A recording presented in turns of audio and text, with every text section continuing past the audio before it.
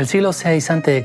se atestigua la existencia de una ciudad llamada Naro o Narbón, que fue la capital de los celicicos, uno de los pueblos del Mediterráneo. La ciudad estaba situada al norte de la actual Narbona. Los celicicos fueron repelidos o bien absorbidos en el siglo III a.C. por los volcas, una tribu celta. Narbo fue elegida por los romanos para establecer una colonia, Narbo Martius, fundada en 118 a.C. tras la creación de la provincia. Narbona tenía entonces acceso al mar a través del Aude, que desembocaba en las lagunas situadas al sur. Fue el principal puerto del sur de la Galia después de Marsella. Estaba situada en la Vía Domitia, el primer camino romano en la Galia que permitía enlazar la península itálica e Hispania.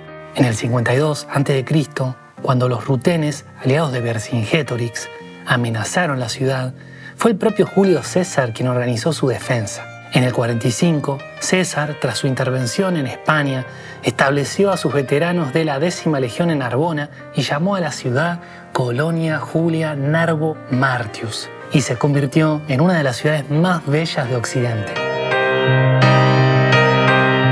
En el 27, Octavio Augusto convocó en Narbona una asamblea general que decidió la organización administrativa de la Galia. La provincia se convierte en la Galia Narbonense. Pasa a ser provincia senatorial. Aquí nació el emperador Antonino. A pesar de un incendio en el año 150 después de Cristo y de un ligero deterioro durante el siglo III, la ciudad de Narbona conservó su rango de capital hasta la caída del imperio. Fue hasta el fin del Imperio Romano de Occidente una de las ciudades más importantes de la Galia, con una superficie de más de 2 kilómetros cuadrados. Bueno, instalan unos mates acá en el canal y lo que está ahí atrás al fondo mío es el puente de la Vía Domitia. Me acabo de quemar la mano. Por ahí pasaban las tropas romanas, que unía camino de lo que es la provincia romana de la Narbonense con la de la Tarraconense, por la Vía Domitia.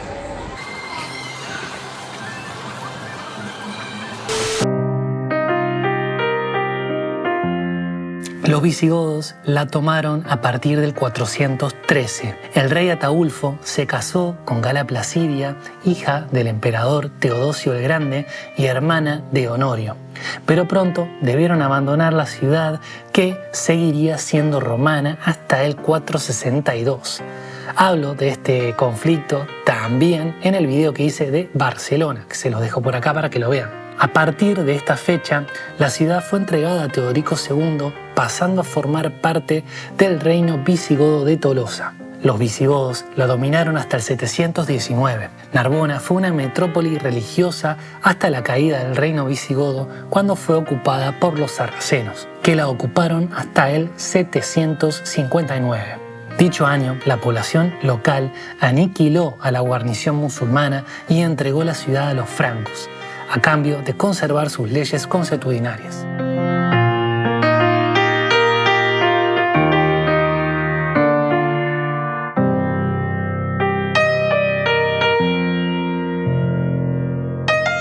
Después de haber sido capital del ducado carolingio de Gotia, la ciudad se dividió entre el arzobispo, Cité, el vizcondado, Bourg y un barrio judío independiente.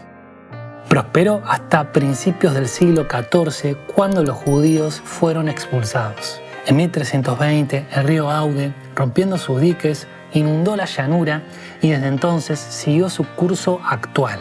El viejo lecho, pantanoso y pestilente, se convirtió en causa de epidemias. Estos hechos marcan el fin de la prosperidad de la ciudad, que dejó de desempeñar cualquier papel marítimo. Narbona se reunió con la corona en 1507 y fue, hasta el Tratado de los Pirineos en 1659, la primera ciudad francesa que se enfrentó al poder de los reyes católicos de España, cuya frontera estaba situada en la región de Corbières.